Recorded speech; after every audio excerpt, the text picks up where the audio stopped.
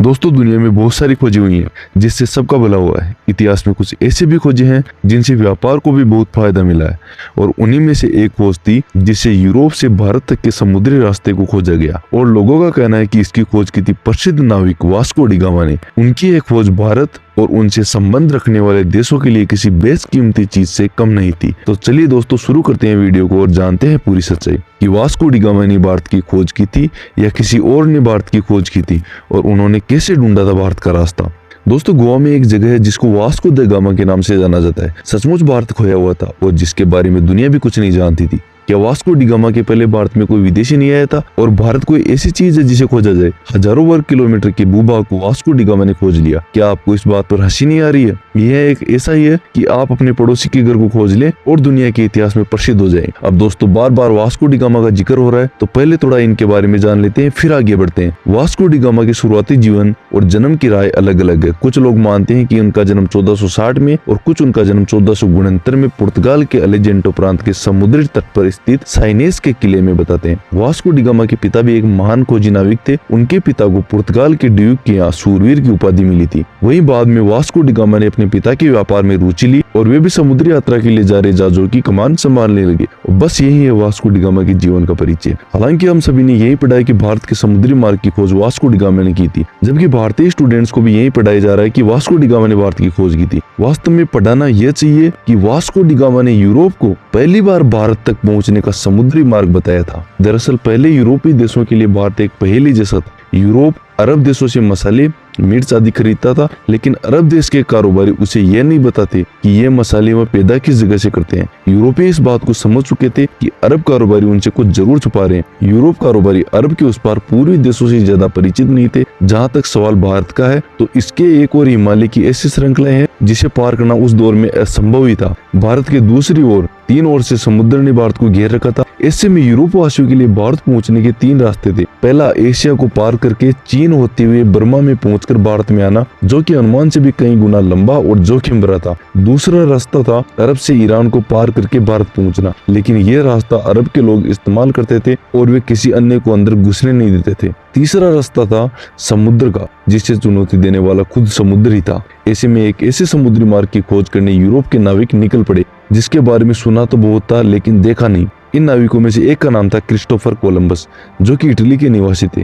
भारत का समुद्री मार्ग खोजने के लिए निकले कोलंबस अटलांटिक महासागर में भ्रमित हो गए और अमेरिका की तरफ पहुंच गए। कोलंबस को लगा कि अमेरिका ही भारत है और वहां के मूल निवासियों को रेड इंडियंस के नाम से जाना जाने लगा, जिसके बारे में कहा जाता है कि अमेरिका की खोज कोलंबस ने की थी। कोलंबस ने अमेरिका की खोज की नहीं थी, बल्कि वो भारत की खोज करने के लिए निकले थे, पर पहुंच अमेरिका गए थे और इस प्रकार अमेरिका की खोज हुई थी।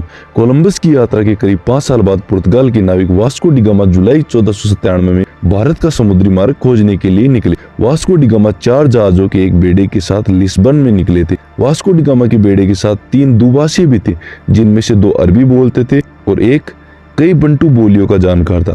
बेड़े में वे अपने साथ साथ एक पाषाण स्तंभ भी ले आए थे, जिसके माध्यम से वो अपनी खोज और जीती हुई भूमि को चिन्हित करता था। भारत में व्यापारिक मार्गों की खोज के लिए पहली बार वास्को डी गामा अपने 4 जहाजों के एक बेड़े के साथ साउथ अफ्रीका के लिस्बन में पहुंचे। इस दौरान उनके पास 2 मीडियम साइज के 3 मस्तूलों वाले जहाज थे। जहाजों का वजन लगभग 120 टन था। करीब 10,000 किलोमीटर का लंबा सफर तय करने में उन्हें लगभग 3 महीने का समय लगा। 16 नवंबर को मौसम की खराबी और तूफान के चलते यात्रा को नवंबर तक रोक दिया गया। इसके बाद वास्को डी गामा ने मोसेल की खाड़ी की तरफ अपना रुख मोड़ दिया। यहाँ उन्होंने एक द्वीप पर सामान रखने वाले जहाज एवं पेड्राउ गाडा को अलग अलग होने के लिए कहा। वे 11 जनवरी 1498 को नटाल के तट पर पहुंचे। इसके बाद वास्को डी गामा अपने इस बेड़े के साथ नटाल और मोजाम्बिक के बीच एक छोटी सी नदी पर पहुंचे, जिसे उन्होंने रियो दे कोबर नाम दिया। वहीं इस अभियान में जहाज दल के कई मेंबर विटामिन सी की कमी होने से स्कर्वी रोग से पीड़ित हो गए, जिससे 1 महीने तक अभियान रुक गया। 2 मार्च को बेड़ा मोजाम्बिक द्वीप पहुंचा। इस द्वीप में वास्को डी गामा को अरब के व्यापारियों के साथ उनके व्यापार के बारे में जानकारी हासिल हुई। वहां पर वह सोने चांदी और मसालों से भरे 4 अरबी जहाज भी खड़े थे। मोजाम्बिक के शासक ने वास्को डी गामा को 2 पोत चालक उपलब्ध कराए।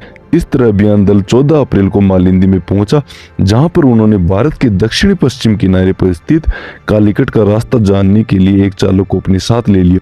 हिंद महासागर में उनका बेड़ा 20 मई 1498 को भारत के दक्षिण पश्चिमी तट पर स्थित कालीकट पहुंचा, जहां पर वास्को डी गामा ने अपने भारत पहुंचने के प्रमाण के रूप में स्थापित किया।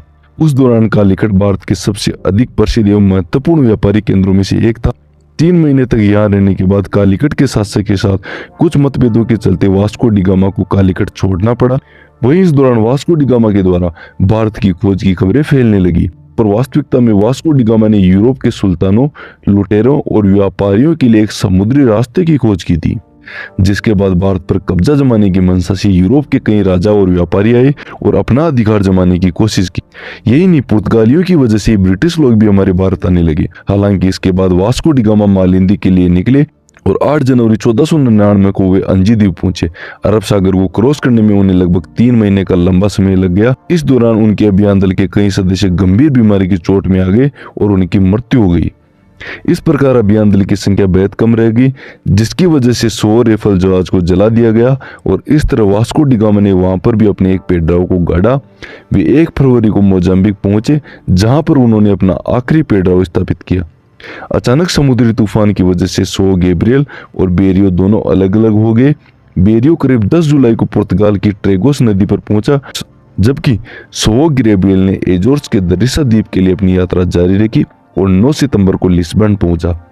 1502 में वास्को डी गामा ने एडमिरल के रूप में करीबन 10 जहाजों का नेतृत्व किया, जिसमें हर जहाज की मद के लिए करीब 9 बेड़े थे। अपनी दूसरी समुद्री यात्रा को आगे बढ़ाते हुए 14 जून 1502 को वास्को डी गामा का यह बेड़ा पूर्वी अफ्रीका के सोपला फोर्ट पर पहुंचा।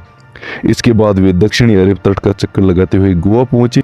वहीं दक्षिण पश्चिमी भारत के कालीकट के उत्तर में स्थित कनगागोर फोर्ट में वे अरबी जहाजों को लूटने के इंतजार में रुके। इस दौरान उन्होंने माल से लदे अरबी जहाज का माल लूटने के बाद उसमें आग लगा दी। ये वास्को डी गामा की व्यावसायिक जीवन का सबसे भयावह और दिल दहलाने वाला कुकृत्य था। कालीकट के हिंदू शासक जमोरी के दुश्मन ने कन्नानौर के शासक के साथ एक संधि के बाद वास्को डी गामा का अभियान कालीकट के लिए रवाना हो गया। इसलिए जमोरी ने वास्को डी गामा से दोस्ती के लिए आगे हाथ बढ़ाया, लेकिन वास्को डी गामा ने उनके इस प्रस्ताव को ठुकरा दिया और फिर वास्को डी गामा ने पहली पोर्ट से सभी मुसलमानों को निकालने की धमकी दी और फिर फोर्ट पर जमकर बमबारी भी की।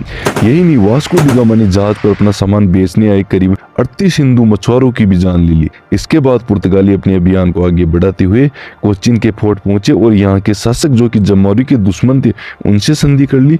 इसके बाद पुर्तगालियों का कालीकट के पास एक युद्ध हुआ, जिसके बाद उन्हें यहाँ से भागने के लिए मजबूर होना पड़ा और वे 1503 में पुर्तगाल वापस लौट गए और फिर वहाँ करीब 20 साल रहने के बाद फिर से भारत आए।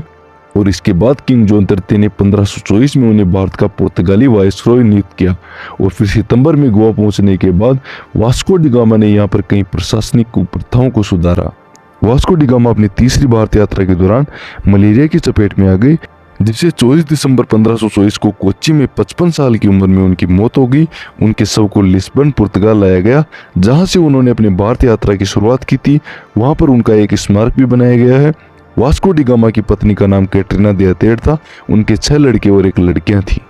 तो दोस्तों, इस वीडियो में हमने देखा भारत की खोज से जुड़ी घटनाओं की पूरी सच्चाई। वीडियो देखने के लिए धन्यवाद।